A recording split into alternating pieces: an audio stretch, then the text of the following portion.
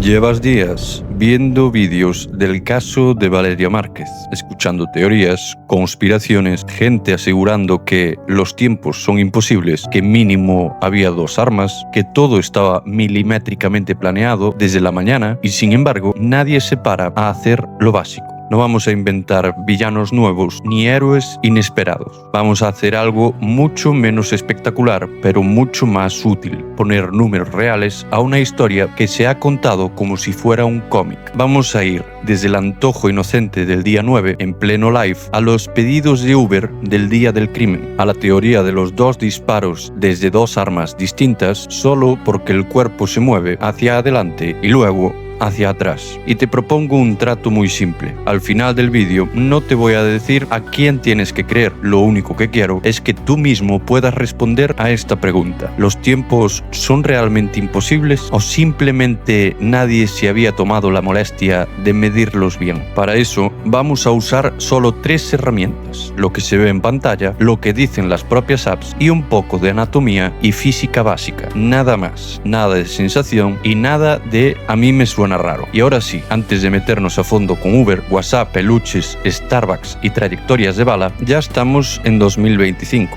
Valeria, si os acordáis, subió una foto a Instagram el mismo día. Se ve exactamente cómo va vestida, con esa ropa y con esa presencia, ya que ella era la que llamaba la atención. No hacía falta ningún señuelo. Dejemos de fantasear con eso y enfoquémonos de una vez en lo que de verdad tiene valor en la investigación. Ahora bien, vamos al tema. Solo por curiosidad, no por prueba judicial, quise medir cuánto tarda el repartidor el día 9 cuando aparece el famoso antojo de la bebida favorita de Valeria. Se me antoja como un dragon fruit con un panini de queso. Ese día Valeria está en su salón de belleza, no en casa. Está allí con Erika y Leslie. Erika le está haciendo las uñas y esto está en pleno live. Valeria dice en voz alta que se le antoja su bebida de siempre. No vemos que abra ninguna app ni que se ponga a pedir nada. Simplemente lo dice delante de la cámara. ¿Quién mueve ficha entonces? Según todo indica, y como podemos pensar todos, es Vivian, que en ese momento estaría en la casa de Valeria viendo el live a distancia. Desde allí abre Uber Eats y pide exactamente lo que Valeria acaba de decir que se le antojaba y lo manda directo al salón de belleza donde está Valeria con sus 2 empleadas. Alrededor del minuto 17:30 del live vemos que llega el repartidor al salón con el pedido. Ponte a tragar algo, dice la Biblia. No me pediste. Yo no pedí nada. Hola. Para Valeria Márquez. ¡Ay, para mí! Sí, por favor. Aquí está. Gracias. ¿Y quién verga me lo manda? La puta de Vivian. Te escucharon que querías. Desde que ella verbaliza el antojo hasta que el repartidor aparece en la puerta pasan unos 16 minutos. Lo dejaremos redondeado. Todos lo podéis comprobar. Ahora bien, quise saber si estábamos sobre todo por la tarde o por la mañana. Y todo esto sucede en una franja horaria bastante clara. Valeria comenta que se levantó sobre las 9:30 de la mañana y también menciona que Vivian tiene una cita en el salón a las 3. Así que este pedido ocurre después de las 9:30 y antes de las 3, en horario mañana a mediodía, ¿vale? ¿Para qué nos sirve este dato si no es una prueba? Bueno, pues porque nos da proporciones. Nos enseña que desde que Valeria lance el antojo en voz alta en el live hasta que un repartidor llega físicamente al salón con la bebida para ella. Es decir, ya el día 9 tenemos un patrón muy concreto. Más adelante, cuando entremos en el día del crimen, vamos a usar este ejemplo del día 9 como punto de comparación. No para decir tiene que tardar lo mismo, porque las apps de reparto no son un cronómetro forense, sino para hacernos la pregunta incómoda. ¿Qué tan creíble o increíble es la versión de cómo se gestionaron el peluche, la bebida y los tiempos de la noche del crimen? Ahora fijémonos en la conversación con la florería. A las 5:35 la florería le dice: puede realizarse sin problema. Depende del arreglo, no tarda mucho en realizarlo. Y Vivian responde: va, uno sencillo, deja, veo rápido. Es decir, a las 5:35 todavía está decidiendo qué arreglo mandar. A las 5:36 ya vemos el producto elegido y ella contesta ese. Aquí es cuando en la práctica queda cerrado el tipo de regalo. A las 5:37 la florería le marca el tiempo. Muy bien, está listo en 15 minutos aproximadamente. Una vez realizado el pago, comienza a realizarse. Te confirmo cuando esté listo. Si tomamos esos 15 minutos en serio, el ramo de flores estaría listo alrededor de las 5:52. A las 5:38 Vivian responde: a ver, espérame, porque creo que ya se movió de lugar. Esto nos dice dos cosas. Y ni siquiera tiene claro el punto de entrega en ese momento, lo que cuadra con las conversaciones con Valeria, que le pregunta en dónde va a estar, en casa o en la estética, y que está ajustando sobre la marcha el sitio donde debería llegar el regalo. Ahora, si de verdad quería que tanto las flores como el resto de los regalos estuvieran llegando a las 6 o 6:05, vamos a ver si los tiempos dan. El cierre del arreglo es a las 5:36. Preparación del ramo, más 15 minutos. Listo hacia las 5:51, 5:52. Falta sumar tiempo de envío hasta el lugar donde esté Valeria. Con un reparto muy rápido, pongamos 10 minutos, ya nos vamos a las 6:01, 6:02. Si el tráfico, la distancia o cualquier pequeño retraso se alarga a 15 minutos, nos plantamos en las 6:06, 6:07 o más. Es decir, para que todo llegue mágicamente a las 6 en punto, Vivian está jugando al límite del margen, decidiendo el arreglo y dudando del lugar cuando faltan unos 20-25 minutos. Y esto, señores, aunque a priori, y a mí también me lo parece, no está muy fuera de tiempo, también es verdad que no es típico de plan milimétrico preparado con horas de antelación. Es más bien alguien improvisando y corriendo contra el reloj. Y esto es solo con las flores. Si añadimos Starbucks, peluche y demás, la idea de que todo estaba perfectamente orquestado desde mucho antes empieza a perder fuerza cuando ponemos los tiempos sobre la mesa. No vemos la distancia exacta, ni el tráfico, ni al repartidor, pero lo que sí vemos es a alguien decidiendo el arreglo a última hora, dudando del lugar y corriendo contra el reloj. Y sinceramente este chat sí me hace dudar de esa idea de premeditación absoluta y milimétrica que algunos venden como si todo hubiera estado calculado desde la mañana. Ahora sí, pasamos de la teoría a los números reales de Uber. En el historial vemos primero el pedido de Miniso, el peluche. Se genera el 13 de mayo a las 5:27 p.m. Cuando entramos al detalle, la propia app marca pedido completado, mayo 13 de 2025. A las 6:05. Si asumimos que la hora de la lista es la hora en que se lanza el pedido y la de pedido completado es la hora que el repartidor entrega, tenemos un recorrido total de unos 38 minutos entre que Vivian pide el peluche y el momento en el que se da por entregado. Con el Starbucks pasa algo distinto. En el historial aparece el pedido a las 5:47 p.m. y en el detalle leemos pedido completado, mayo 13 de 2025 a las 6:03. Aquí el margen total es de solo 16 minutos, mucho menor al del osito. Desde que se hace el pedido hasta que se marca como completado, curiosamente, es prácticamente el mismo rango de tiempo que vimos el día 9 entre que Valeria se dice lo que se le antoja y la llegada del repartidor con la bebida. Ahora bien, cuando metemos las direcciones en el mapa, los tiempos encajan bastante bien con esas diferencias. Desde Starbucks Real Center hasta Blossom. Aquí, obviamente, si me estoy equivocando con los lugares, decídmelo y saco al momento otro corrigiéndolo, ¿vale? Pero yo creo que son estos dos que se muestran en pantalla. Ya te digo que hay varios, tanto Starbucks como Miniso, pero están bastante cerca. No debería variar mucho el tiempo aún así, pero bueno, podéis ver en pantalla perfectamente dónde estoy señalando. Desde Starbucks Real Center hasta Blossom, el mapa nos da unos 3-4 minutos en coche y unos 10 andando.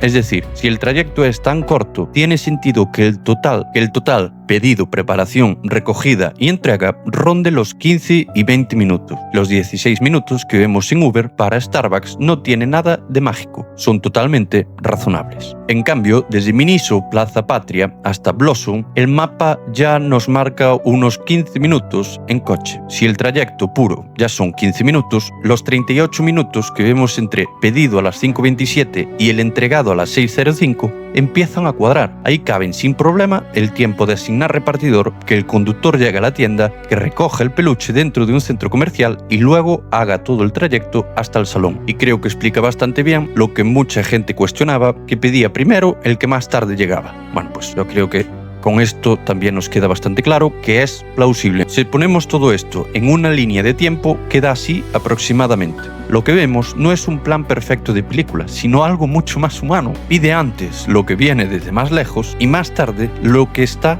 ahí al lado. Y aún así, los tiempos no se quedan clavados al segundo. El peluche se va a los 38 minutos de recorrido total y la bebida llega en 16. Y aquí viene la parte importante para mí. Estos datos no prueban ni inocencia ni culpabilidad, pero sí me sirven para otra cosa. Estos datos desinflan la idea de que los tiempos son imposibles y sospechosos por definición. Cuando metes las direcciones reales en el mapa y haces las cuentas, las 603 y las 605 dejan de parecer milagros y empiezan a parecer exactamente lo que son, el resultado bastante normal de dos pedidos.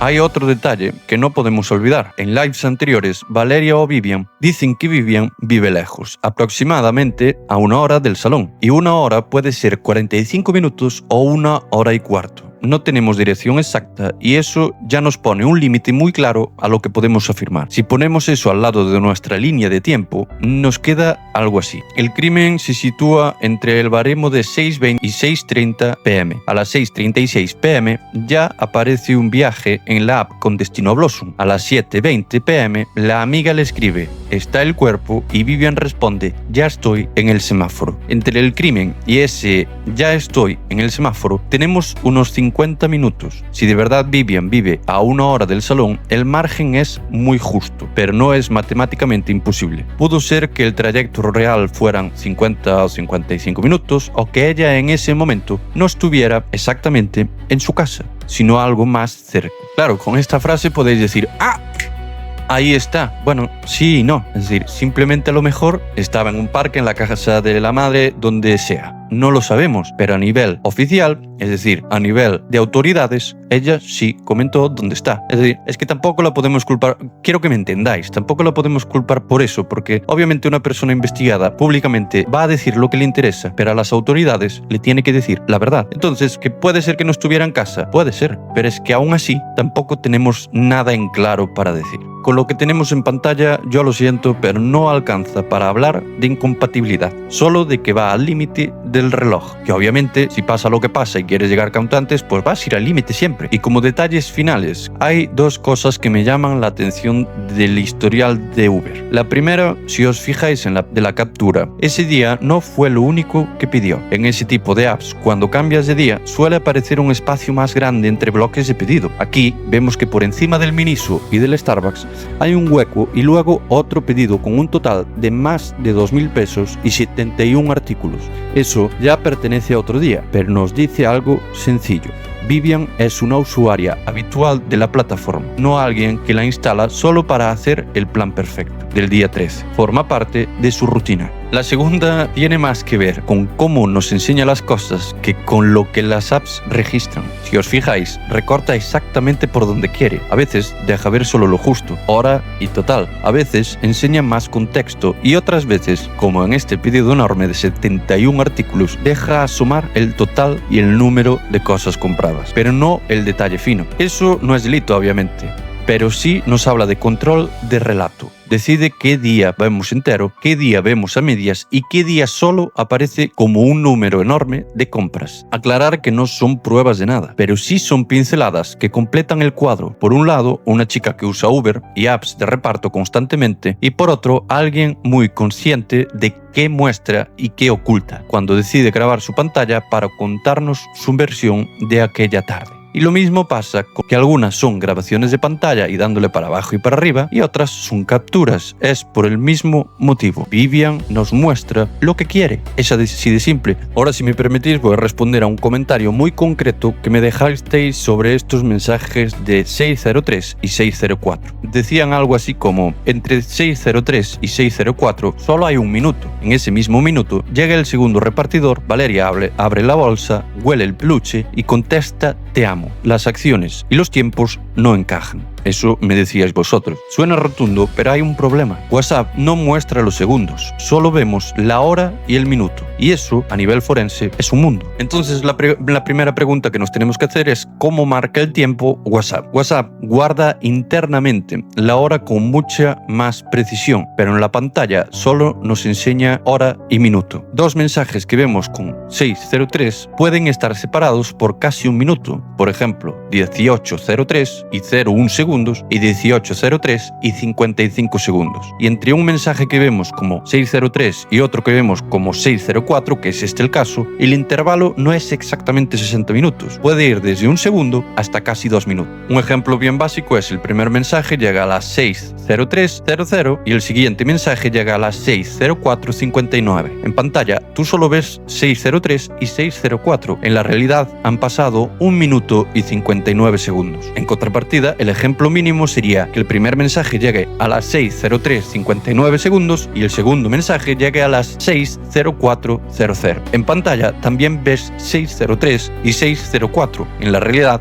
ha pasado 1 segundo. Entonces, cuando decimos entre 6:03 y 6:04 solo hay 1 minuto y no hay tiempo material para todo eso, estás dando por hecho algo que no sabemos. Entonces, ¿cabe lo que vemos en el vídeo en ese rango? ¿De qué acciones habla el comentario? Bueno, pues habla de que Valeria recibe al repartidor y toma la bolsa, reacciona, se ríe, huele el peluche y le envía un mensaje de te amo a Vivi. Seamos sinceros, eso cabe perfectamente en 40, 60 o 80 segundos. No estamos hablando de preparar una mudanza, sino de abrir puerta, agarrar bolsa, ay qué bonito y comentario tonto. ¿Podrían ser 2-3 minutos? Pues también, pero como WhatsApp nos oculta los segundos, no podemos saber si en ese caso fueron 40 segundos, 1 minuto y pico o algo intermedio. ¿O sí?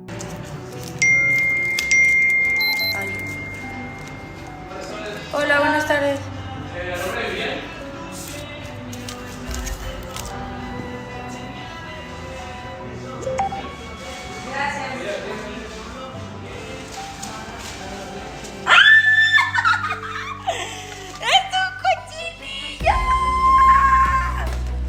La Viviana está enamorada de mí, te lo juro. ¡Mi vida! ¡Es un pendejillo!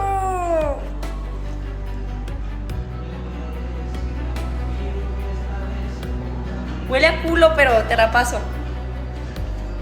Te amo, puta. Cásate conmigo.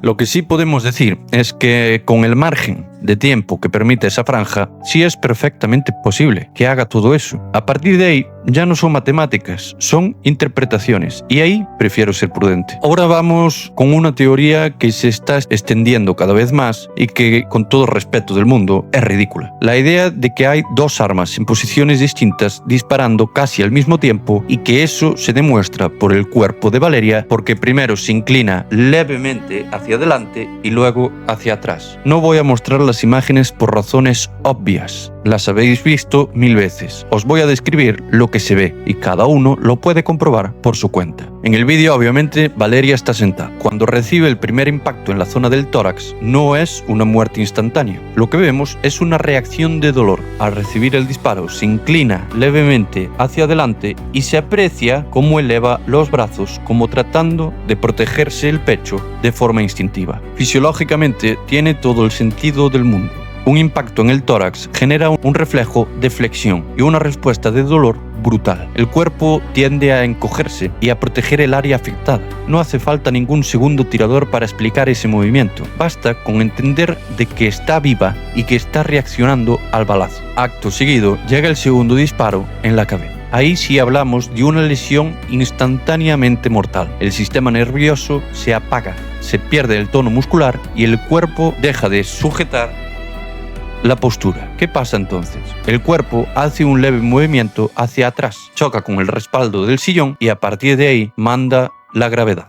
El peso del cuerpo se va hacia el lado de la mesa y ella acaba cayendo de lado, todavía sentada y apoyada sobre la mesa. Eso obviamente tampoco necesita dos armas, ni dos ángulos distintos. Es exactamente lo que esperarías de una persona sentada que recibe un disparo en el pecho, se encoge hacia adelante, levanta los brazos y un segundo disparo en la cabeza. Se apaga el sistema nervioso, el cuerpo cae donde le permite el sillón, la mesa y la gravedad. Y aquí viene lo importante. ¿Es legítimo hacerse preguntas? Siempre. Pero convertir esos movimientos en pruebas científicas de que había dos armas en las posiciones distintas no es investigar, es fantasía con malas bases de anatomía y física. Y por supuesto, algo muy parecido pasa con otra cosa que estoy viendo cada vez más. Gente que asegura que está investigando la trayectoria de las balas solo mirando un vídeo. Déjame repetirlo una vez más con calma. Eso es imposible. El cuerpo humano no es una caja de cartón vacía, donde entra una bala por un lado y sale por el otro y puede trazar una línea recta en pantalla. Diferenciemos unas cuantas cosas para entender la diferencia. Por dentro hay huesos con distintas densidades, como costillas, clavículas, cráneo, columna, órganos blandos llenos de líquido, como pulmones, corazón, hígado. Después tenemos los músculos, tendones, grasa y por supuesto que también influye en menos medida ropa, joyas o cualquier objeto que pueda impactar antes del cuerpo. Y además, no todas las balas se comportan igual. No es lo mismo un calibre pequeño, como en este caso, que puede desviarse o quedarse dentro, que un proyectil más pesado y rápido que atraviesa tejidos y en efecto en ese caso sigue ruta. Para que os hagáis una idea, en una autopsia seria para hablar de trayectoria se necesita localizar puntos de entrada y si existe de salida, estudiar el canal interno que recorre el proyectil en los tejidos, ver por supuesto qué huesos golpea y cómo se fracturan, recuperar si es posible la bala o fragmentos y a partir de ahí reconstruir en 3D un ángulo aproximado con margen de error. Desde fuera, con un vídeo comprimido de redes sociales, nada de esto se ve. Te pongo un ejemplo muy simple que no es la primera vez que pasa.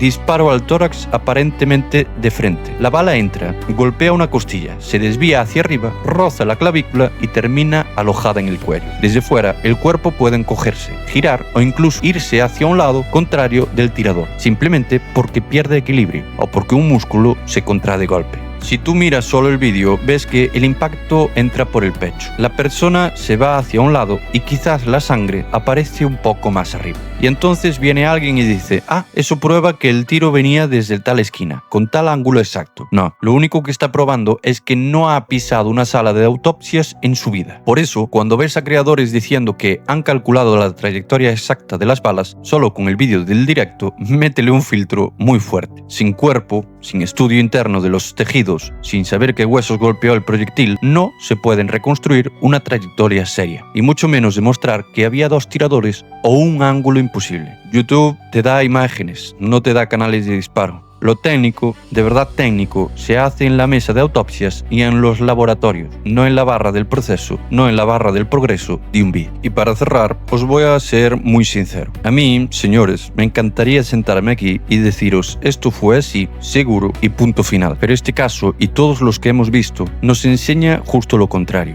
Lo difícil que es una investigación forense de verdad. No se puede hacer desde el sofá, con zoom al máximo y una captura borrosa. Hace falta acceso a expedientes, peritajes, autopsias, declarantes y horas de trabajo serio. Y si quien tiene esos recursos, esas pruebas y ese poder para investigar no da respuestas claras, entonces sí, estamos perdidos, porque desde fuera, por muy meticulosos que seamos, siempre vamos a tener límite. Y que quede muy claro antes de que alguien se suba por las paredes. No estoy defendiendo en ningún momento a Vivian ni a ninguna de las trabajadoras de Valeria. Tampoco las estoy condenando. Lo único que intento es que veamos algo básico. Este tipo de casos son mucho más complejos que un hilo de Twitter o un vídeo de 1 minuto. Quien te diga que lo tiene todo clarísimo, que con 2 capturas y un par de teorías ya resolvió el caso, no está haciendo justicia a Valeria ni a la verdad. Solo está en el game de tiempo de reproducción. Solo quiere robarte tu tiempo. Si este vídeo te ha servido, aunque sea para dudar mejor, ya hicimos algo más útil que gritar culpables al azar. Yo soy Pablo y gracias por llegar hasta aquí. Nos vemos en el próximo vídeo, donde seguiremos haciendo lo mismo de siempre, menos ruido y más evidencia.